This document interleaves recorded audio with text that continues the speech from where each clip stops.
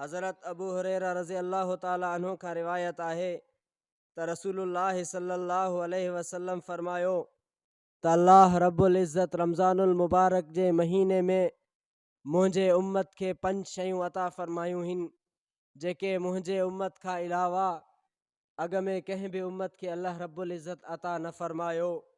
उन्हनि मां पहिरियों इहो त जॾहिं मुसलमान रोज़ो रखे थो उन जे रोज़े जे करे उन जो मैदो ख़ाली थिए थो पियो, सॼो ॾींहुं कुझु खाए नथो, कुझु पीए नथो, उन जो मैदो ख़ाली हूंदो आहे। उन जे ज़बान मां जेका बूई निकिरंदी आहे, जेको उन जे ज़बान मां हवस निकिरंदो आहे, अल्लाह रब्बुल इज़्ज़त वटि उहो मुश्क खां बि वधीक पसंदीदा आहे। हिकिड़ो माण्हू रोज़ो नथो रखे, उहो मुश्क ऐं अंबर ख़ुशबू हणी करे निकिरे थो, उन मां ख़ुशबू ईंदी आहे ख़ुशबू जी। हिकिड़ो माण्हू रोज़ो रखी करे निकिरे थो, उन जे ज़बान मां मैदे जे ख़ाली हुजण जे करे जेका उनखे बूई महसूस थींदी आहे, उन अल्लाह रब्बुल इज़्ज़त वटि उन जे ज़बान जो इहो अल्लाह पाक वटि मुश्क खां बि वधीक पसंदीदा आहे। ऐं ॿिए नंबर ते उन रोज़ेदार जे लाइ फ़रिश्ता अल्लाह रब्बुल इज़्ज़त वटि दुआऊं कंदा आहिनि जेसि ताईं जो इहो रोज़ेदार इफ़्तार करे। जेको माण्हू रोज़ो रखे थो, फ़रिश्ता उन रोज़ेदार जे लाइ अल्लाह रब्बुल इज़्ज़त खां दुआऊं घुरंदा आहिनि जेसि ताईं उहो रोज़ेदार इफ़्तार करे थो।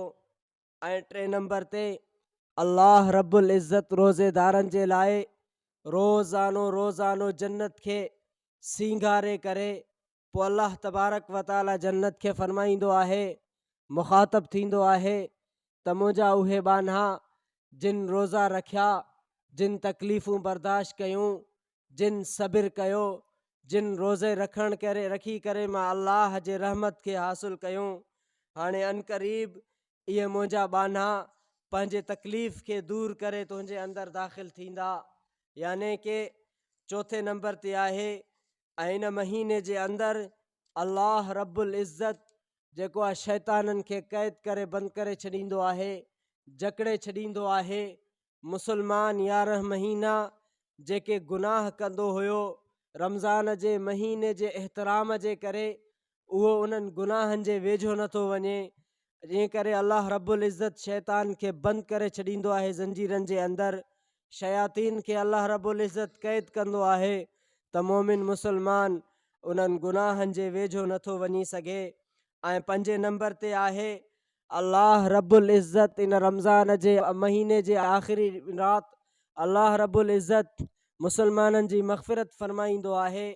सहाबा इकराम रिज़वानुल्लाहि ताला अलैहिम अजमईन उते मौजूदु हा। सहाबा इकराम नबी अलैहिस्सलातु वस्सलाम खे फ़रमायो त ए अल्लाह जा रसूल हिन आख़िरी राति मां मुराद शबे क़दर जी राति है जंहिंमें अल्लाह रब्बुल इज़्ज़त मोमिननि खे माफ़ फ़रमाईंदो आहे। नबी अलैहिस्सलातु वस्सलाम फ़रमायो इन मां शबे क़दर मुराद न आहे बल्कि आख़िरी जीअं मज़ूरी कंदो आहे, महिनत कंदो आहे, मुशक़त कंदो आहे, जॾहिं उन जे मज़दूरी जो टाइम मुकमिल थी वेंदो आहे त उनखे उन जी मज़दूरी ॾिनी वेंदी आहे। नबी अलैहिस्सलातु वस्सलाम फ़रमायो त मुसलमान खे उन जो अजरो सवाब उन वक़्तु अता थींदो आहे, मिलंदो आहे, छाकाणि त ही मुसलमान रमज़ान जे महीने जे अंदरि ॾींहं जा रोज़ा रखिया ऐं राति जो तरावीहूं पढ़ियूं, उन तहजुद पढ़ियो, उन निमाज़ जी पाबंदी कई, अल्लाह रब्बुल इज़्ज़त खां ख़ूब दुआऊं हासिलु कयूं, उन रमज़ान जे महीने जे एहतराम करे अल्लाह रब्बुल इज़्ज़त जे इबादात खे वक़्तु ॾिनो।